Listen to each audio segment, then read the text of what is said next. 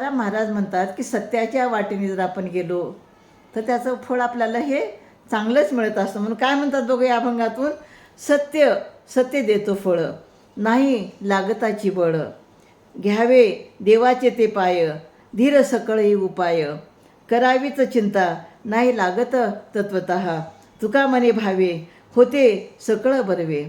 तर सत्य चरणाच्या मार्गाने गेल्यावर सत्य हेच फळ देत असते. त्यासाठी इतर कोणत्याही बळाची गरज उरत नाही, जरुरी नाही. देवाच्या चरणाचे स्मरण करावे आणि सर्व उपायामध्ये धीर धरणे हा सर्वोत्तम उपाय आहे. मग कोणत्याही प्रकारची चिंता करावी लागत नाही.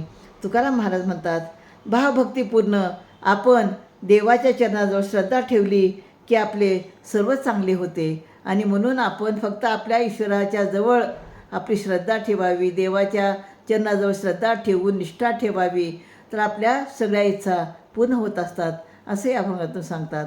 रामकृष्ण हरी.